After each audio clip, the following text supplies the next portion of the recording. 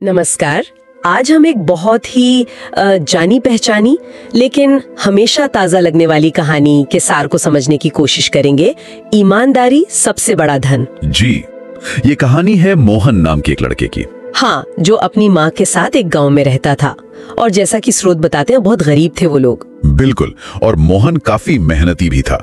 School जाने से पहले वो दूध और अंडे बेचकर घर चलाने में थोड़ी मदद करता था। जी, पर गरीबी ऐसी थी कि मतलब गुजारा मुश्किल था। हाँ, हालात तंग थे।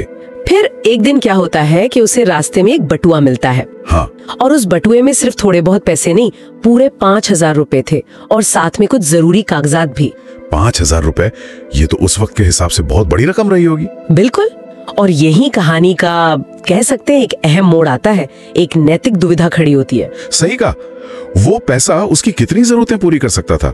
माँ बीमार थी, उनकी दवाई का खर्चा था, स्कूल की फीस भी देनी थी शायद। हाँ, मतलब वो बड़ी आसानी से ये पैसे रख सकता था, कोई देख भी नहीं रहा था। लेकिन उसके मन में क्या चला, स्रोत क्या बताते हैं इस बारे में?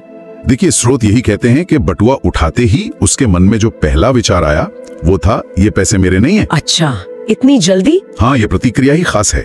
ये दिखाती है कि उसके अंदर ईमानदारी की भावना कितनी गहरी थी। जरूरतें थी पर उसका ज़मीर ज्यादा मजबूत निकला। और उसने सिर्फ सोचा नहीं बल्कि किया भी, है ना? बिल्कुल, वो बटुआ लेकर सीधा गांव के सरपंच के पास चला गया और उन्हें सौंप दिया, बताया कि ये मुझे रास्ते में मिला है, इसके असली मालिक को ढूंढना चाहिए। ये कदम बहुत महत्वपूर्ण है। देखिए, सिर्फ पैसे ना लेना एक बात है, लेकिन उसे सही मालिक तक पहुंचाने की जिम्मेदारी लेना, ये सक्रिय ईमानदारी है। उसने सिस्टम पर, मतलब सरपंच पर भरोसा दिखाया। सही का, निष्क्रिय ईमानदारी नहीं, सक्रिय है। जी। तो फिर कहानी आगे बढ़ती है। कुछ देर बाद गांव के एक अमीर व्यापारी हैं, श्यामलाल। हाँ, वो आते हैं। वो परेशान हालत में सरपंच के पास आते हैं अपना बटुआ ढूंढते हुए। और वो बताते हैं कि बटुए में क्या क्या था, जरूरी कागजात और ठीक 5,000 रुपए। और तब सरपंच मोहन की तरफ देखते हैं। मोहन पुष्टि करता है कि हाँ, बटुए में बिल्कुल यही सब कुछ है। अभी श्यामलाल की प्रतिक्रिया देखने वाली है।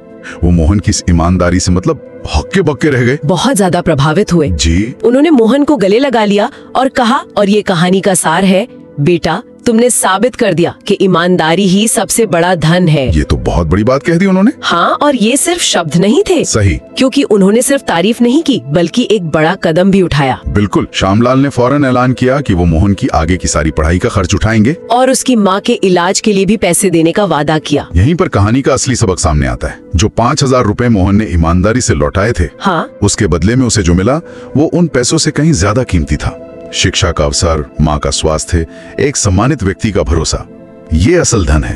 तो ये कहानी ये दिखाती है कि ईमानदारी का फल मिल सकता है और वो शायद पैसों से भी बड़ा हो। हाँ, ये एक तरह से ये दिखाती है कि ईमानदारी सिर्फ एक नैतिक गुण नहीं बल्कि एक किस्म का, क्या कहें, सामाजिक निवेश भी है जिसका रिटर्न अप्रत्याशित हो सकता है। सामाजिक निवेश, ये दिलचस्प नजरिया है। जी। लेकिन क्या असल जिंदगी में हमेशा ऐसा होता है? क्या हर बार ईमानदारी का इतना सीधा और बड़ा इनाम मिलता है? क्योंकि आजकल की दुनिया तो ज्यादा जटिल है। बिल्कुल सही सवाल है। ये कहानी एक आदर्श स्थिति दिखाती है। शायद इसका मकसद ये है कि हमें याद दिलाया जाए कि ईमानदारी का सैद्धांतिक मूल्य क्या है और धन का मतलब क्या है। हाँ, कि धन क्या सिर्फ पैसा है, या हमारा चरित्र, हमारा सम्मान और भविष्य के मौके, ये सब भी असली दौलत है। मोहन ने वो तात्कालिक 5,000 रुपए छोड़े पर एक तरह से अपने भविष्य की नींव रखी। तो कुल मिलाकर इस कहानी से हम ये सीख ले सकते हैं कि ईमानदारी भले ही छोटी अवधि में मुश्किल लगे, हाँ, या घाटे का सौदा लगे, पर लंबे समय में वो चरित्र और अवसरों के रूप में एक बहुत बड़ी संपत्ति बन सकती है। बिल्कुल, ये कहानी इसी बात पे जोर देती है।